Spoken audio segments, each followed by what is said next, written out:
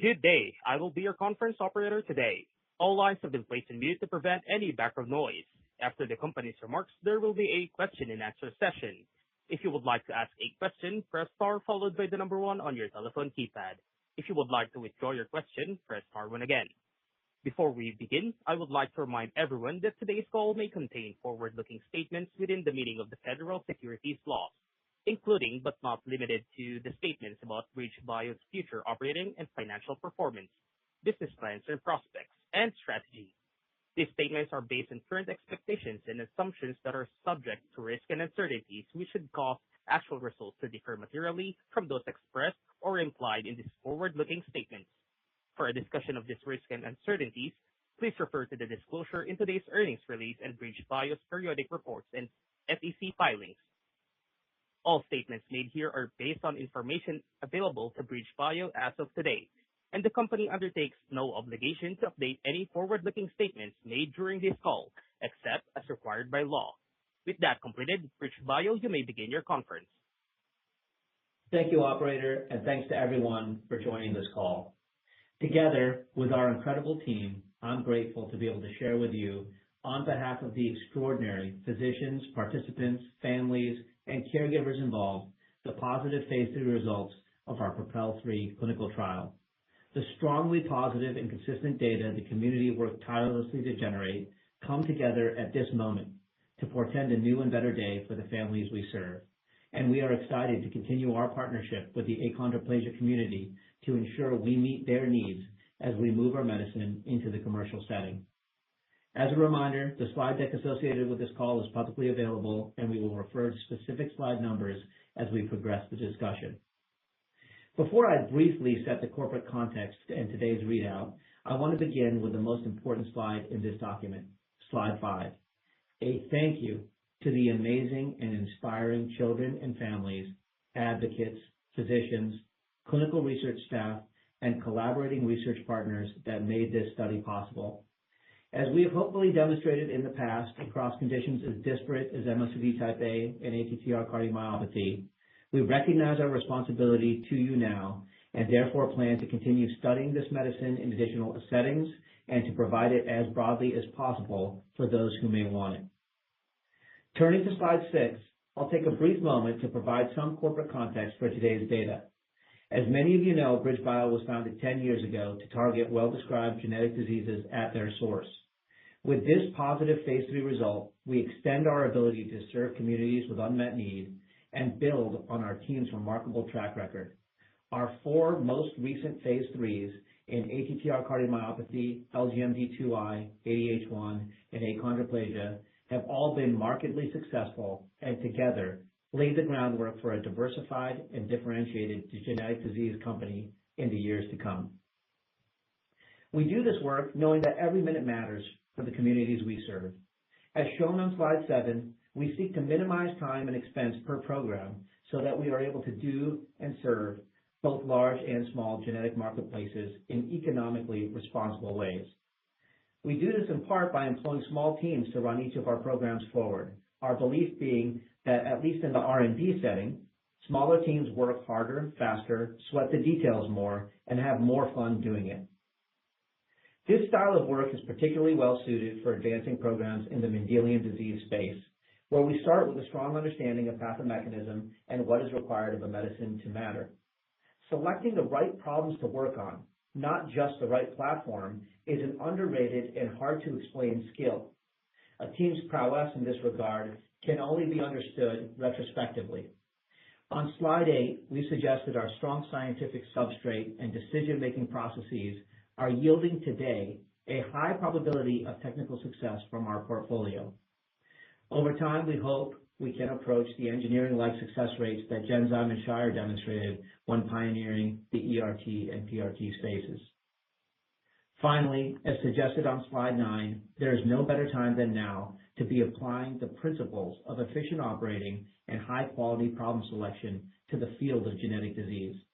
As our ability improves to resolve more clearly mechanism of disease, employing many of the advances referenced on this slide, so in turn does our opportunity to help greater numbers of individuals. That's where we're headed. but the floor today belongs to our efforts in achondroplasia and the remarkable results of PROPEL 3. With that, I'll turn it over to Justin, Daniela, and team to tell you more. Thanks, Neil.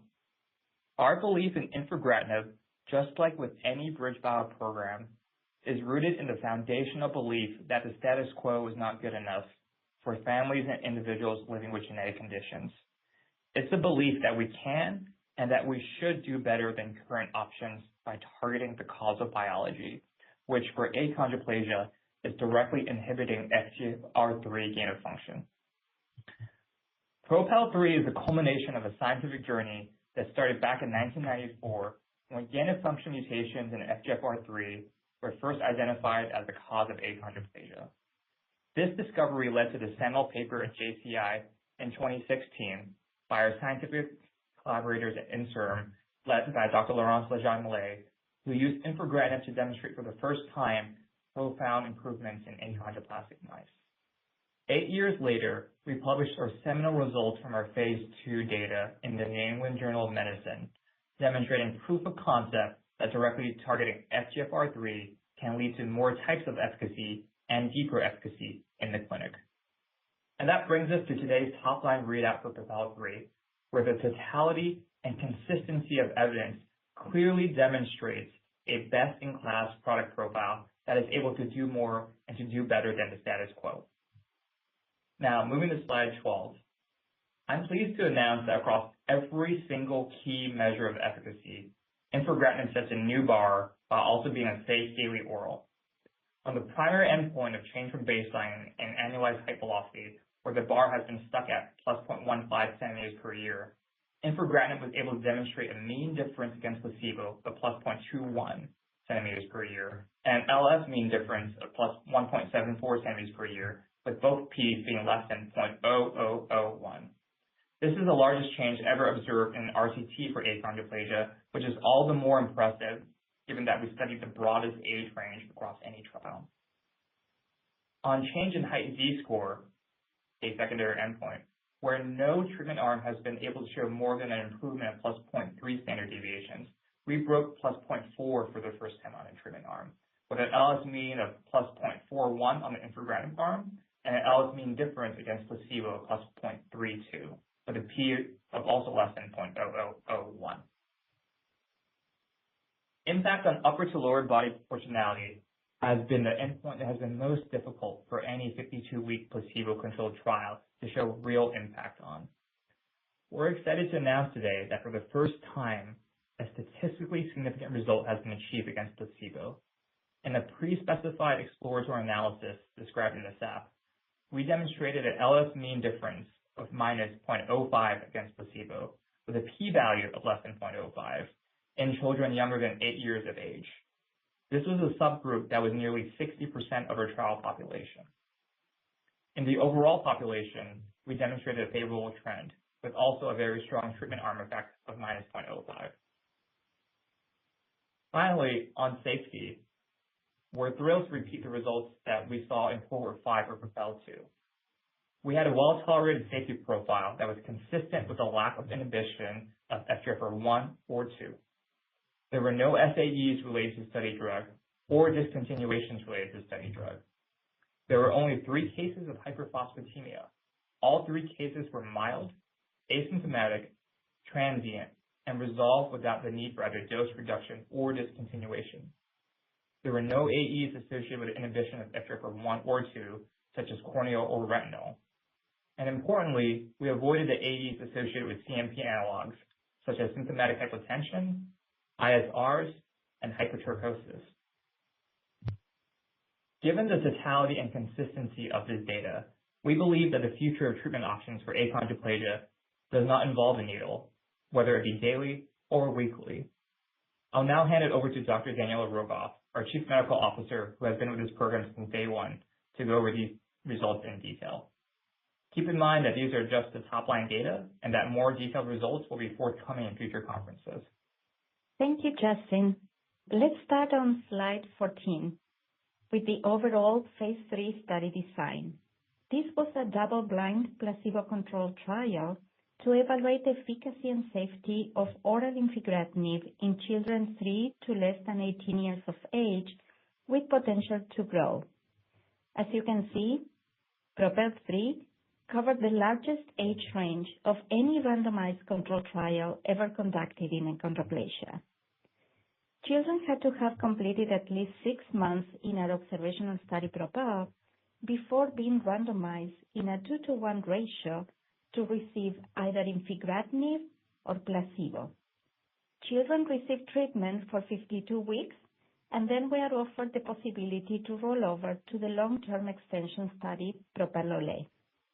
The primary endpoint was the change from baseline in annualized height velocity compared to placebo, and the key secondary endpoints were the change from baseline in height Z-score in relation to reference data in achondroplasia, and change from baseline in body proportions also compared to placebo. On slide 15, we have the demographics and baseline characteristics of the participants. 74 children were randomized to the infigratinib arm and 39 to the placebo arm. As you can see, the age and sex distribution were very similar in both treatment arms, and likewise, the baseline annualized height velocity and height Z-score were also very similar, showing how comparable both treatment arms were. Now, let's talk about the exciting efficacy results. We are starting on slide 16 with the primary endpoint of change from baseline to week 52 in annualized height velocity compared to placebo. As Justin mentioned, the study's primary endpoint was met. On this table, we can see the mean AHV at baseline and at week 52 for both treatment arms. The mean difference in the change from baseline in the annualized height velocity between oral infigratinib and placebo was 2.1 centimeters per year, which was highly statistically significant with a p-value of less than 0.0001. The difference in the least square mean change from baseline in the annualized height velocity between oral infigratinib and placebo was 1.74 centimeters per year, which was as well highly statistically significant with a p-value of less than 0.0001. Both the differences in the mean change and the least square mean change are the largest difference seen in any randomized controlled trial in achondroplasia. On slide 17, we have the results at the different age groups. We can see that the robust increase in annualized height velocity can be seen consistently across all age groups. To our knowledge, these increases are the highest reported in each subgroup. Slide 18 beautifully shows the absolute annualized height velocity. We can see that children that received oral infigratinib quickly increased the AHV to around 6 centimeters per year. That is the mean for the average height pediatric population, and continue to grow at that rate, whereas children in the placebo arm continue to grow at the average annualized height velocity of children with achondroplasia. The least square mean annualized height velocity on the treatment arm was 5.96 centimeters per year, the highest reported to date. Moving on to slide 19. On this slide, we have the results on the key secondary endpoint of change from baseline in the height Z-score compared to placebo. These height Z-scores are calculated using reference data in achondroplasia. We can see that the increase in the growth rate with infigratinib translated in a continuous increase in the height Z-score, while the height Z-score persisted unchanged in the children that received placebo. The least square mean change from baseline compared to placebo was 0.32 standard deviation score, also the largest observed in 52 weeks in a randomized controlled trial. The increase in the treatment arm of 0.4 SDS or standard deviation score, is also by far the largest seen to date. On slide 20, we have the results of the other key secondary endpoint of change from baseline in upper to lower body segment ratio compared to placebo. When evaluating all the children, treatment with infigratinib resulted in a favorable trend to improvement in body proportions, showed by a decrease in the upper to lower body segment ratio compared to placebo, with a least square mean difference of minus 0.02. However, and what we are most excited about, are the results in the subgroup of children 3 to 8 years old. That is the baseline age window where changes in body proportions are more likely to be evident given the natural change in the upper to lower body segment ratios throughout childhood. In this age group, infigratinib demonstrated a statistically significant decrease in the upper to lower body segment ratio compared to placebo, with a least square mean difference of negative 0.05 and a p-value less than 0.5. This age group made up nearly 60% of our trial.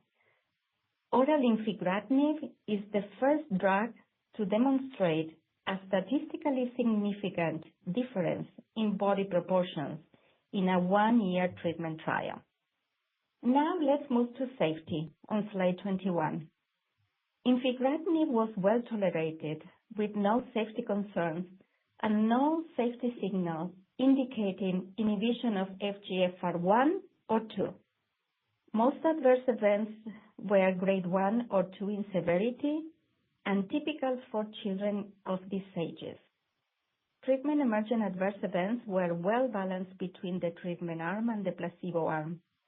We did not have any grade 3 or higher, any SAE, or any adverse event leading to study discontinuation that were deemed related to infigratinib.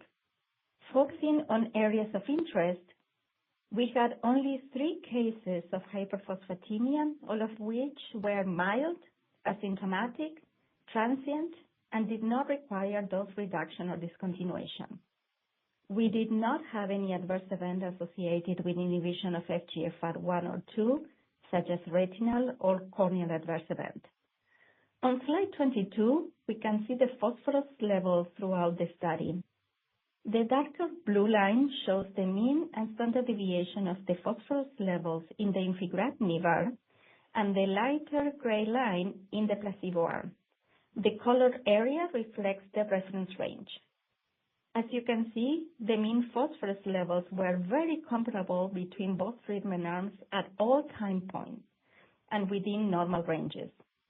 There was no change in the mean phosphorus levels at week 52 compared to baseline in either of the treatment arms. Furthermore, the maximal change of phosphate levels observed for any child at any time point was within the typical intra-subject variability in the pediatric population. So in summary, these results show that oral infigratinib works and has a very favorable safety profile with no evidence of inhibition of FGFR1 or 2. The exciting results about body proportions suggest that infigratinib has the potential to improve clinically meaningful outcomes like functionality and activities of daily living. So what comes next? We are working on regulatory submissions to hopefully bring oral infigratinib to children with achondroplasia as soon as possible. We are planning to submit the new drug application to FDA and marketing authorization application for EMA in the second half of 2026. And of course, we will be presenting the results from PROPEL 3 at medical and patient advocacy group conferences. Before I hand it over to Justin, I wanted to express our deepest gratitude to the study participants, their families, our principal investigators and their study teams, advocates, and collaborating research partners. None of this could have been possible without you. So now back to Justin. Thank you for the overview of the data, Daniela. On slide 26, we would be remiss if we didn't acknowledge that the results of PROPEL-3 are just the beginning of our commitment to families and individuals living with achondroplasia. We hear the feedback that's not just about changes in height, but more importantly, longer-term improvements on health and function. Today's results on proportionality are a promising start, but there is still a lot of work to be done. We will continue to study the longer-term impact of infigratinib on important measures such as body proportionality, spine parameters, physical functioning, and other factors that may meaningfully impact quality of life. We look forward to sharing these results as they are available over time with the community. On slide 27, I'd like to highlight that today's results are just the beginning of what's possible for a safe oral FGFR3 inhibitor. Within FGFR3-driven gain-of-function conditions, we have an active ongoing trial for infants and toddlers with achondroplasia, which we believe will be registration-enabling for that age group. In hypochondroplasia, the strength and consistency of the results today give us the confidence to significantly accelerate that program, which is also driven by FGFR3 gain-of-function mutations. We are now enrolling the observational run-in for our phase 3 trial. Finally, within the category of FGFR3-driven conditions, we know much of the attention to date on therapeutic options for achondroplasia have been focused on individuals with growth potential. Given the mechanistic role of FGFR3 in spinal tissue, we believe that an oral FGFR3 inhibitor may uniquely be able to impact aspects of spinal health in an adult achondroplasia population, and we are planning for further exploration in this area. We also believe that outside of FGFR3 gain-of-function conditions, inhibition of FGFR3 may be able to increase growth in some other growth conditions. There is a growing body of evidence that there is FGFR3 overactivity in conditions like Turner syndrome and SHOX deficiency, and we have initiated planning for clinical studies in these conditions. Given the safety results seen today, it's clear that we will have the ability to explore higher doses in these conditions if needed. I'd now like to hand it over to Matt Outten, our Chief Commercial Officer, to go over our commercial plans for infigratinib in achondroplasia. Thank you, Justin. 6 for 6 has a nice ring to it, and I'm excited to share our commercial plans for infigratinib, the 6th rare disease medicine BridgeBio will potentially bring to the market. This matters because it means we have real experience planning and launching medicines, and we've built and proven a repeatable commercial engine in rare disease. This is a team that knows each other well and knows how to perform together. Many of us have worked side by side for years, and our playbook has delivered across multiple therapeutic areas. So what does that mean for infigratinib in achondroplasia? It means that we know how to reach the right healthcare professionals quickly and efficiently. We've listened carefully to the community, and we won't let them down with the subpar and lackluster support programs that are far too common in rare disease. Consistent with our program in ATTR-CM, we will offer the most generous and comprehensive programs in the space. And we know how to recruit and deploy top-tier commercial talent to build the strategy and execute the tactics required to win in a competitive market. In that spirit, I'm pleased to announce that Aaron McElwain has joined BridgeBio from Ionis Pharmaceuticals as the Senior Vice President of Sales and Marketing to help us bring infigratinib to the market. Aaron has a strong track record across multiple product launches, and we are thrilled to have him join us in this next phase of commercial preparation. He will be joining many of the same individuals who drove the successful launch of Attruby and who will also be central to the launch of infigratinib. If we move to the next slide, you can see just how large the opportunity is in achondroplasia, both in the U.S. and globally. Of note, treatment is concentrated, allowing a reasonably sized sales team to effectively cover the entire U.S. market. We also plan to launch infigratinib in the rest of the world ourselves, with the exception of Japan, where we have a partnership established. So why are we so confident in this launch? It starts with the data. The data discussed today represents the highest efficacy rates shown to date in a clinical trial across average height velocity, Z-score, and stat-sig improvements in proportionality. In addition, infigratinib was well tolerated with no SAEs related to the medication. That combination, compelling efficacy and safety, is going to translate to exceptional launch performance and set a new standard of care in achondroplasia. We will be updating our market research with this new and exceptional data, and we'll come back to you with updated market results soon. And let's not forget that on top of the efficacy and safety data, Infigratinib will also be the first and only oral therapeutic option, providing freedom from injections, hypotension, and injection site reactions, making Infi the first and only disease-modifying oral medication and the new standard of care for achondroplasia. We're highly confident in our ability to launch successfully in achondroplasia, not only because of the compelling data announced today, but because of the team, the platform, and a proven track record that puts us in a strong position to deliver 6 for 6. Thank you, and I will now turn the call back over to Justin.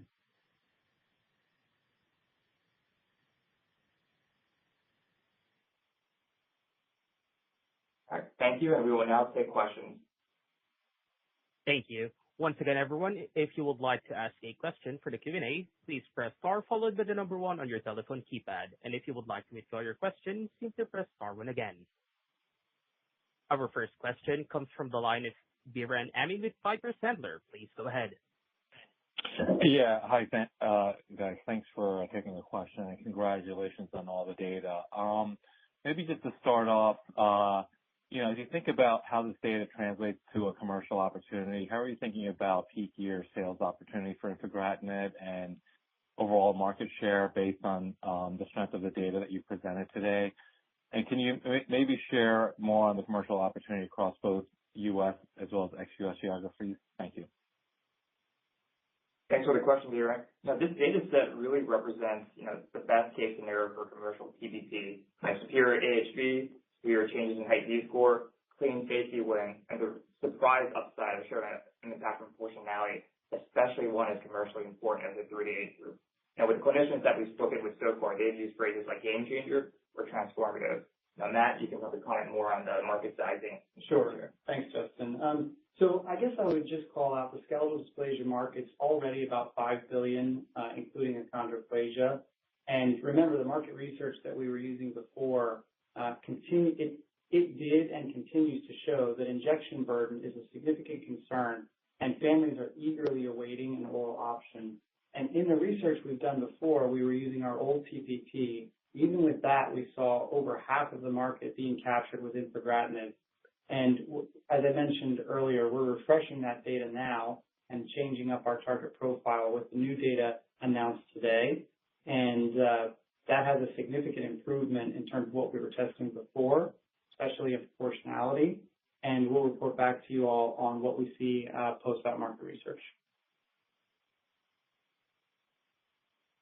Our next question comes from the line of Corey Kasimov with Evercore ISI. Please go ahead. Hey, good morning, guys. Thanks for taking the question. Look, these are super exciting results, and maybe the most surprising part, at least to me, are the data around body proportionality in the 3 to 8-year-old. So, want to ask how you believe or what you're hearing from how regulators view proportionality, whether in a supportive only versus potentially label relevant, and then separately but related from a treatment point of view. What's the ultimate clinical implication here of this proportionality benefit? Thank you very much. Yeah, thanks so much for the question. So let me hand it over first to Daniel to talk about the clinical implications, and then we can talk about the label. Yes, thank you. And thank you for the question. And the reason why we are very, very excited about body proportions is because the great potential for improvement in a very clinically meaningful outcome. Particularly improvement in this outcome in body proportions it will reflect or suggest the potential benefit of Infigratinib in functionality and activities of daily living. So the implication is great. It is big on the community and on the children, because this is something that really were the key points for them to expect a meaningful outcome in a clinical trial. Yeah, and Corey, given the totality and the consistency of the data on every single key metric of interest, And, given the size of the subgroup here on the proportionality endpoint, making up more than half our trial, I think we're optimistic about our odds to have language around that in the label, but still got a little bit too early to comment. Our next question comes from the line of Tyler Van Buren with TD Cowen. Please go ahead. Thanks very much. This is Nick on for Tyler. Congrats on these results in the third positive phase 3 in nearly as many months. So from us, safety has obviously been a common topic among investors, but the 4% grade 1 hyperphos is impressive. What happened with these 3 children, and were these the only patients that had phosphate values above the normal range? Also, for a quick follow-up, the value proposition in treatment-naive patients is pretty straightforward, but how about the prevalent switch patients? Is there anything to do or to explain to physicians to support this switch? Thanks very much. Yeah, thanks for the question. So I'll hand it over to Daniela first to talk about the hyperphos cases. Yes, thank you. Let me start by reiterating that infigratinib had a very favorable safety profile with no safety signals indicating inhibition of FGFR1 or 2. Regarding the 3 cases of hyperphosphatemia, we were very careful and used stringent criteria in our clinical trial. These 3 children had a very mild elevation of phosphorus, and even though the phosphorus values were above the reference range, they reflected an increase from their baseline of no more of 0.4 milligrams per deciliter, that is absolutely within the expected variability in the phosphorus levels. Again, but it's important to reiterate that these elevations were transient and did not require dose reduction or treatment discontinuation. And to give a little bit more detail on these 3 cases, all these were boys around 13 years of age. That is an age where the reference range for phosphorus changes. The values in all 3 cases were mildly elevated for the 6 reference range used in the study. And however, these values would not have even been considered as above of normal ranges had we used a less strict range, for example, the clinically accepted reference range of caliper. So this, in addition to the data showed earlier where the mean phosphorus was within normal ranges at all time points, it shows that there is no signal of infigratinib inhibiting FGFR1. Yeah, and to your question around kind of the switch, marketplace, I think there's still definitely a very significant opportunity there for us uniquely. Now, going back to kind of the investor webinar we did a few weeks ago, when we did a lot of clinician research, the number one reason why physicians today and families today aren't, interested in therapy in the United States in particular is around wanting to avoid daily or weekly injections. So we think we're uniquely set up for the treatment-naive population and for the switch population as well. There's already a lot of interest from families and clinicians on having kind of the needle-free option. Our next question comes from the line of Mani Foroohar with Leerink. Please go ahead. Hey guys, congrats on the results. Thanks for the question. A number of the key ones have been asked, so I want to dive into a little bit of commercial strategy and market segmentation, if all right. Obviously, this has, for Voxzogo, been an OUS growth story more recently. Can you give us a sense of to what extent you think proportionality and better AHV for you can potentially expand penetration into the TAM? Are there subpopulations of patients who are specifically less compelled by height itself as an endpoint that might be brought into the market? And to what extent is that playing out in the U.S. versus OUS markets in terms of patient segments, achondroplastic children, achondroplastic parents, as opposed to normal stature parents, et cetera? Yeah, thanks for the question, Mani. So we actually did some interesting work kind of looking at different oral analogs, seeing that when they first enter the marketplace, how they change the dynamics and the total addressable marketplace when it's been previously only been injectables. And on average, I think within the first 5 years, the total marketplace grew, I think, by an average of 3 to 5-fold. I think that's really kind of just like speaks to how important it is to have an oral alternative for these chronic conditions, I think regardless of geography. And yeah, I think that's consistent with the research that we've done in the United States, where we've heard that the number one reason why families aren't on a therapy today is around not wanting to deal with the burden of injection. And I think having the very strong signal on proportionality at week 52, especially in the 38-year-old subpopulation, which again is, I think, could be one of the most commercially important populations, is just kind of even more reason for people to consider looking at the FGFR3 inhibitor. Question comes from the line of Salim Syed with Mizuho. Please go ahead. Hey guys, congrats on the data. Looks really good. Neil, Justin, maybe just a couple from us. One just on the 5.96 centimeters per year absolute AHV. Could you just clarify what was like the upper end of what you saw in the individual patients? Like, were there any cases of hypergrowth, or are we still all talking about patients being, under any, like still within normal, but at the very, very top end of that range?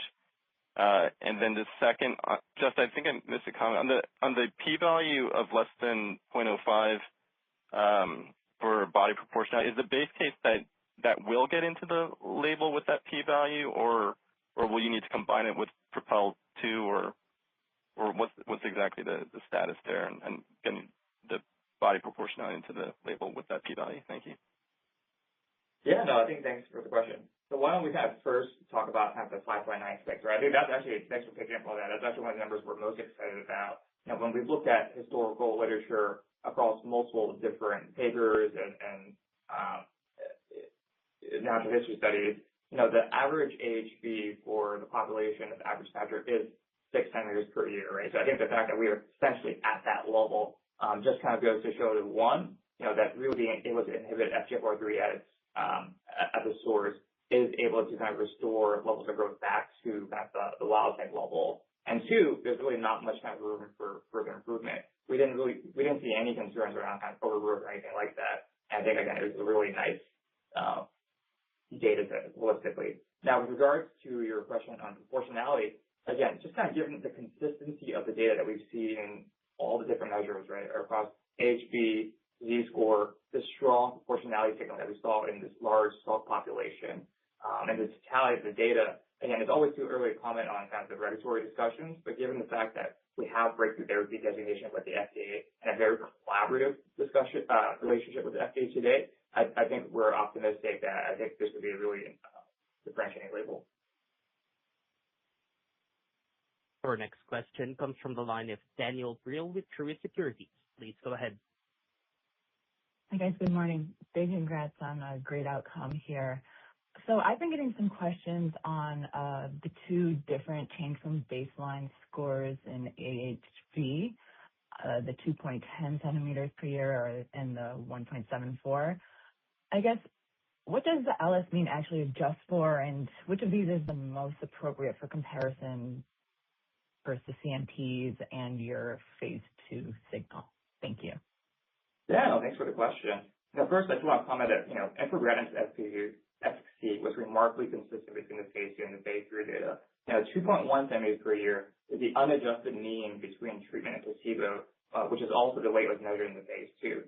The 1.74 number is a statistically adjusted number. We actually wanted to include both numbers because it can be opaque at times what statistical models different companies use to adjust the observed mean. And so we thought it was actually probably the best way to allow for apples-to-apples comparison. No matter which number people choose to focus on, though, we have the highest AHV seen in this area today. And really, I think this effect size, the magnitude of this effect size, is further supported by the consistency and the totality of the magnitude effect that we've seen on all the other endpoints, whether it be absolute AHV, change in Z-score, and especially proportionality. And again, this is especially noteworthy given that we studied the broadest age range enrolled across any trial in the space to date. Question comes from the line of Paul Choi with Goldman Sachs. Please go ahead. Hi, thank you. Good morning, and congratulations on what is very impressive data. There's been some, questions and debate in the investment community with regard to the role of FGFR inhibition on the CNS, both centrally and peripherally. Can you comment on if you saw any observations or any measurable effects there? And second, just given the data and the fact that there isn't an oral option available currently on the market, do you think you can get a priority review with your infigratinib filing? Thank you. Yeah, thanks for the question, Paul. Let me turn it over to Daniel first to talk about the CNS side of things. Thank you. The results of the study clearly demonstrated that infigratinib was well tolerated with no safety signals indicating inhibition of FGFR1 or 2. We just discussed, for example, the phosphorus, where we showed that phosphorus values were comparable to the placebo arm, and the 3 cases of hyperphosphatemia would not have even been considered hyperphosphatemia should we have used a less strict reference range. So regarding the claims of DNA safety issue, these are unfounded claims based on neonatal knockout mouse model experiments, which are certainly not relevant for the treatment with infigratinib of children with achondroplasia, the doses used here. This is supported by clinical data, not only from the PROPEL 3, as we just showed, but data up to 5 years in nearly 200 kids in our OLE study. Furthermore, in human PBMCs, at this exposure level, there were no inhibition of FGFR2.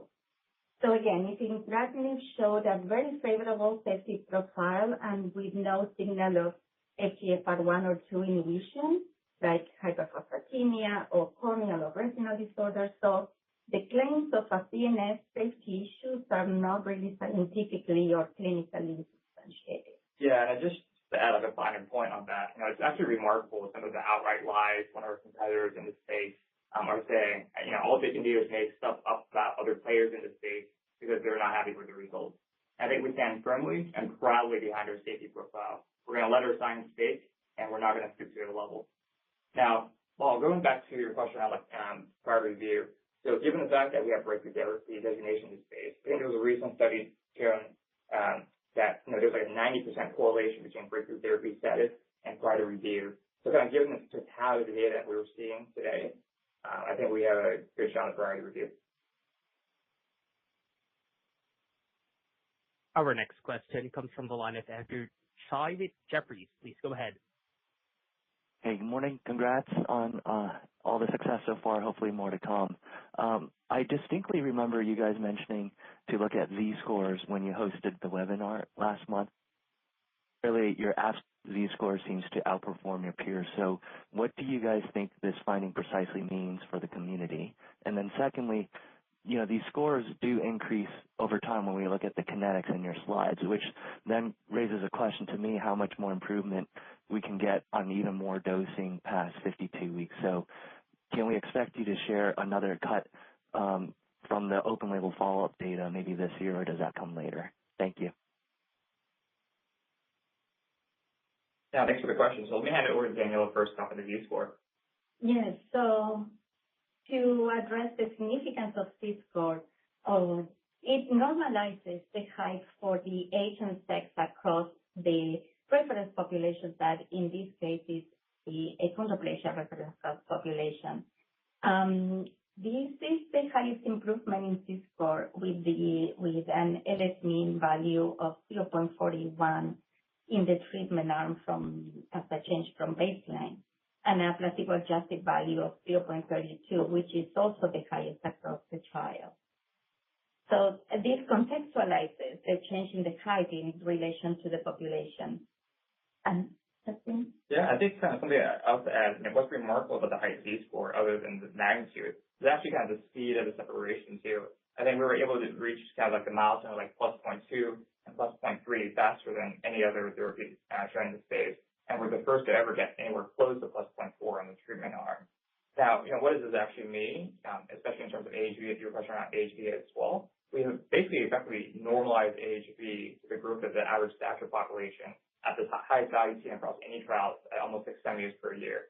And really it kind of leaves, based on my simple math, like a 0.04 centimeter per year room for improvement to kind of get back to that wild type level of growth. So especially given the safety profile today, I think there's really not much room for improvement here.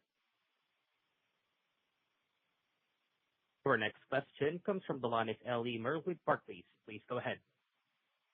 Hey guys, congratulations on the data. Thanks for taking the question. You mentioned that there were some other indications beyond hypochondroplasia and achon that you were thinking about. Can you maybe elaborate on the biology of some of those indications which you think might make more sense for an FGFR inhibitor versus which diseases the biology might make more sense for CNP?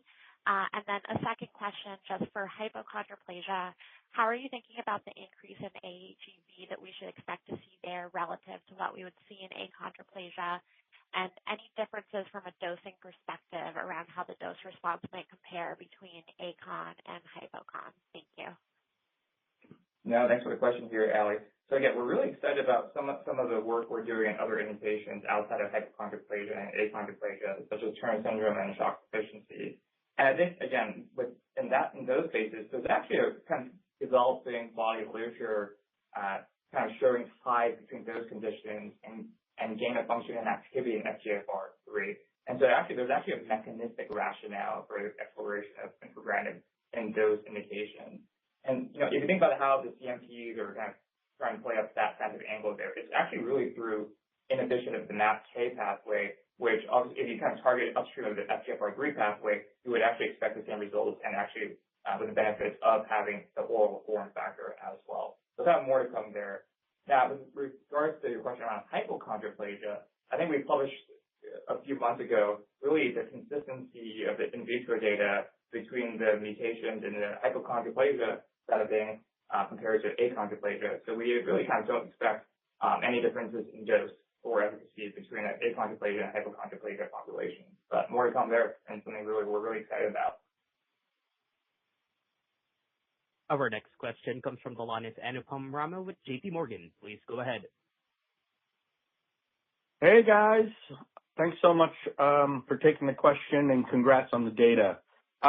Just a quick broader question here, like maybe for Matt, how do you think about the size and scope of the sales force here in the U.S. and can you comment on synergies with ADH1 and then comment on how you think about a European build out here?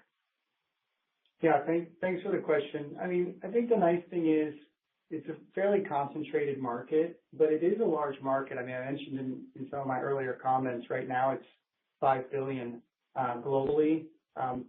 These kids are all over the world, and we are planning to launch this ourselves outside of Japan. So we're in the process of building all of that out now. I don't think you would expect to see, like an ATTR-CM size sales force for something like this. I think that's also similar to ADH1. I think you can cover the centers and the doctors very effectively with a small, really good sales force. I think the nice thing too is, the messaging is fairly simple. It's the best data that's been shown to date and no more shots ever. So this is not a complicated sell. It's not a lot of physicians and healthcare providers that you have to hit. And the data is very clean and very easy to comprehend and looks amazing. So I would expect that this will be a fairly straightforward launch. All right. And that concludes our call today. Thank you, everyone. All right, that concludes the Q&A session and today's conference call. We would like to thank you for your participation.